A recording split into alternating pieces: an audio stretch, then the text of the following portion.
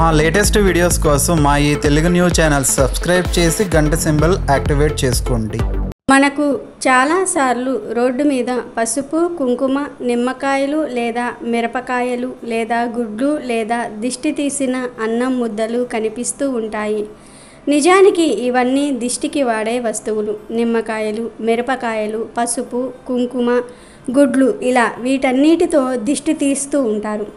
చాలామంది వీటితో దిష్టి తీసి ఆ దిష్టి వస్తువులను 4 రోడ్లు కలిసే చోట లేదా 3 రోడ్లు కలిసే చోట లేదా 2 రోడ్లు కలిసే చోట లేదా రోడ్డు పక్కన కానీ పడేస్తూ ఉంటారు.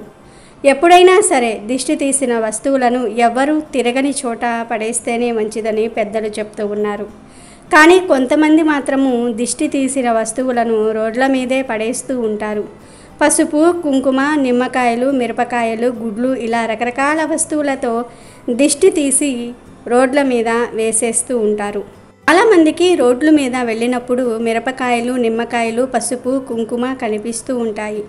చాలామంది తెలియక లేదా చూసుకోకుండా ఆ దిష్టి వస్తువులను దాటేస్తూ ఉంటారు. మరి అలా దిష్టి నిమ్మకాయలను, మిరపకాయలను, పసుపు, కుంకుమలను దాటిన రోడ్డు మీద కనబడిన ఏం జరుగుతుంది అనే విషయాన్ని ఇప్పుడు మనం ఈ వీడియోలో వివరంగా తెలుసుకుందాము. ఫ్రెండ్స్, ఫస్ట్ అయితే ఈ వీడియోకి ఒక లైక్ కొట్టి మా ఛానల్ని సబ్స్క్రైబ్ చేసుకుని మాకు సపోర్ట్ చేయండి. అలాగే ఈ వీడియోని ఎక్కడా కూడా స్కిప్ చేయకుండా పూర్తిగా చూడండి. అప్పుడే మేము చెప్పేది మీకు అర్థమవుతుంది. చాలామందికి రోడ్ల మీద దిష్టి నిమ్మకాయలు, దిష్టి మిరపకాయలు, గుడ్లు, పసుపు, కుంకుమలు కనిపిస్తాయి. కొంతమంది వాటిని చూసి చూడనట్లు వెళ్ళిపోతూ ఉంటారు. ఇంకొంతమంది మాత్రము జాగ్రత్తగా వాటిని దాటకుండా పక్క నుండి వెళ్తారు. కొన్నిసార్లు చూసుకోకుండా దిష్టి వస్తువులను తొక్కుకుని లేదా దాటుకుని వెళ్ళిపోతూ ఉంటారు. కానీ దాటేశాక వెనక్కి చూసి అయ్యో దిష్టి వస్తువులను దాటేశామే ఏం జరుగుతుందో అని భయపడిపోతూ ఉంటారు. ఇంకొంతమంది దిష్టి వస్తువులను దాటేసినా కూడా అదేం అవ్వదులే, అంతా పిచ్చి నమ్మకాలు అని పట్టించుకోకుండా వెళ్ళిపోతూ ఉంటారు. దిష్టి వస్తువులను దాటినప్పుడు కొంతమంది భయపడిపోతూ ఉంటారు, మరి కొంతమంది భయపడరు, నమ్మరు. కానీ ఎవరికీ తెలియని విషయం ఏమిటి అంటే మీరు నమ్మినా నమ్మకపోయినా దిష్టి వస్తువులను దాటిన 2-3 రోజులకు ఏదో ఒక ప్రమాదం జరుగుతుంది. మీరు ఒకవేళ కారో బండో వేసుకుని వెళ్తున్నప్పుడు దిష్టి వస్తువులను దాటితే ఖచ్చితంగా ఆ బండికి చిన్న యాక్సిడెంట్ అయినా సరే అవుతుంది. 100కు 100% అవుతుంది, దానిలో డౌట్ లేదు. మీకు ఇలాంటి దిష్టి వస్తువుల మీద నమ్మకం ఉన్నా లేకపోయినా ఖచ్చితంగా ప్రమాదం జరుగుతుంది. నిజానికి దిష్టి వస్తువులను దాటకూడదు. నడుచుకుంటూ వెళ్ళినప్పుడు అయినా లేదా బండి మీద వెళ్ళినప్పుడు అయినా దిష్టి నిమ్మకాయలను, దిష్టి మిరపకాయలను దాటకూడదు. అసలు నిజం చెప్పాలంటే దిష్టి వస్తువులను అలా చూసుకుంటూ కూడా వెళ్ళకూడదు. దిష్టి వస్తువులను చూసుకుంటూ వెళ్ళినా లేదా వాటిని దాటుకొని వెళ్ళినా 2-3 రోజుల్లో మీకు ఏదో ఒక చెడు జరుగుతుంది. దిష్టి వస్తువుల వలన మనకు ఏ చెడు జరగకుండా ఉండాలంటే ఒక పని చేయమని పెద్దలు చెప్పారు.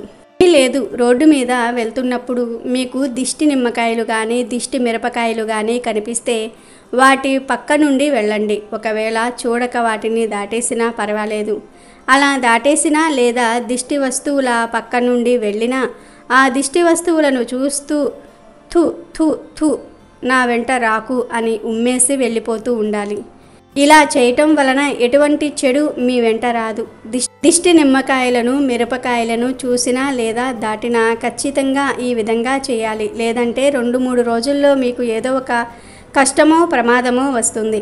నడుచుకుంటూ వెళ్ళినప్పుడు దిష్టి వస్తువులు కనిపించినా లేదా బండి మీద వెళ్ళినప్పుడు దిష్టి వస్తువులు కనిపించినా థు థు థు నా వెంట రాకు అని అనుకుని ఉమ్మేయాలి. నడిచి వెళ్ళేటప్పుడు దిష్టి వస్తువులు కనిపిస్తే ఇలా చేస్తే సరిపోతుంది. ఇక బండి మీద వెళ్ళినప్పుడు దిష్టి వస్తువులు కనిపిస్తే ఇలా ఉమ్మేయటంతో పాటు ఇంటికి వెళ్ళిన తర్వాత బండి మీద కొన్ని పసుపు నీళ్లు కూడా చల్లుకోండి. బండికి నిమ్మకాయ కట్టుకోండి. అలాగే మీరు కూడా కాళ్ళు చేతులు కడుక్కొని ఇంట్లోకి వెళ్ళండి, సరిపోతుంది. దిష్టి వస్తువులను చాలామంది పట్టించుకోరు, కానీ ఇవి తేలికగా కొట్టి పారేసే విషయాలైతే మాత్రం కాదు.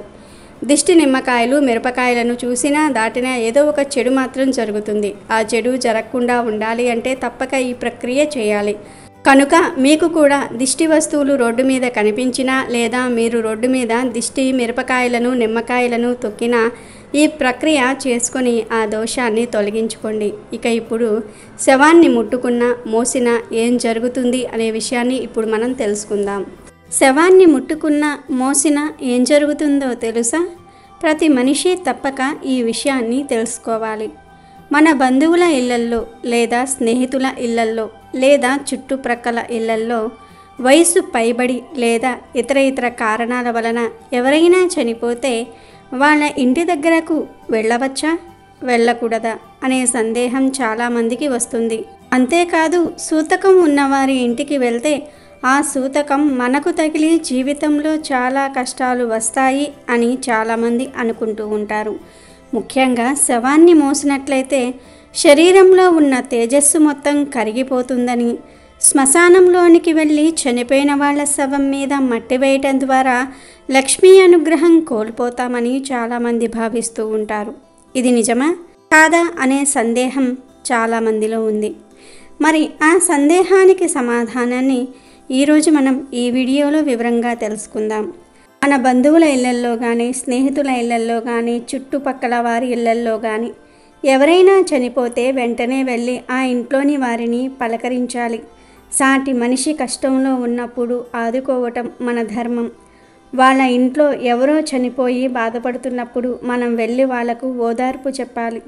ప్రతి మనిషి ఒకరోజు మరణించాల్సిందే.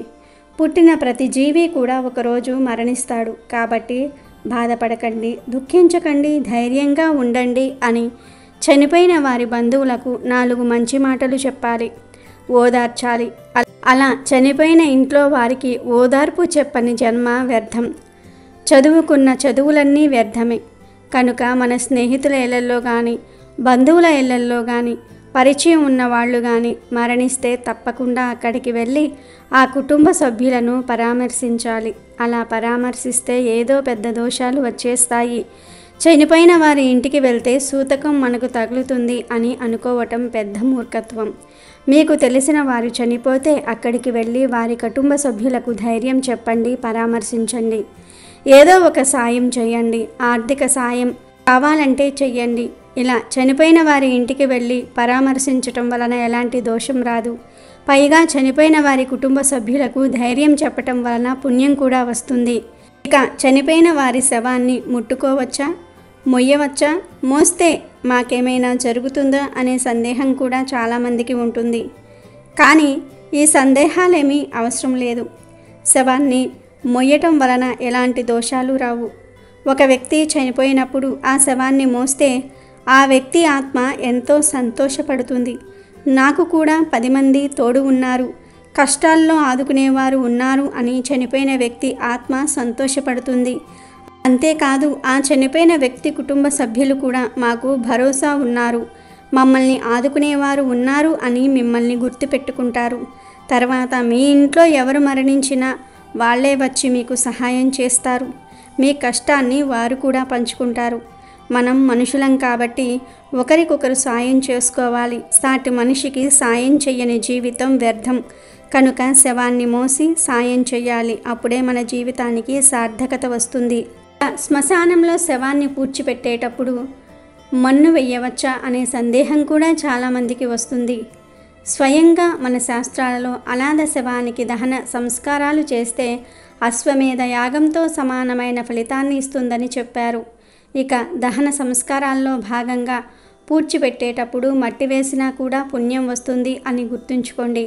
కాబట్టి మీ బంధువులు, మిత్రులు, తెలిసిన వాళ్ళు ఇలా ఎవరు చనిపోయినా పరామర్శించడానికి వెళ్ళండి. వీలుంటే ఆ శవాన్ని మొయ్యండి. శ్మశానం వరకు వెళ్ళండి. అక్కడ ఆ శవాన్ని కప్పిపెట్టే వరకు ఉండండి. ఇవన్నీ పుణ్యకరమైన పనులే. ఈ పనులు చేయటం వలన ఎలాంటి దోషాలు రావు. ఇటువంటి పుణ్యకరమైన పనులు చేయటం వలన ఆ భగవంతుడి అనుగ్రహం మనకు సిద్ధిస్తుంది, లక్ష్మీ కటాక్షం సిద్ధిస్తుంది. అంతేగాని ఎలాంటి చెడు జరగదు. దీని గురించి భయపడిపోవలసిన అవసరం లేదు. ఈ కార్యక్రమాలన్నీ పూర్తయ్యాక శ్మశానానికి వెళ్ళి వచ్చినప్పుడు పవిత్రంగా స్నానం చేసుకొని ఇంట్లోకి వెళ్తే సరిపోతుంది. కనుక ఎవరైనా చనిపోతే అందరూ ఈ పనులు చేసి పుణ్యాన్ని సంపాదించుకోండి. ఎందుకంటే మనం పైకి వెళ్ళినప్పుడు ఆ పుణ్యాన్నే తీసుకువెళ్తాము. అమెజాన్లో బెస్ట్ డిస్కౌంట్స్ కోసం వీడియో డిస్క్రిప్షన్లో లింకు ఉంది చూడండి. అలాగే మా టెలిగ్రామ్ ఛానల్ సబ్స్క్రైబ్ చేసుకోండి.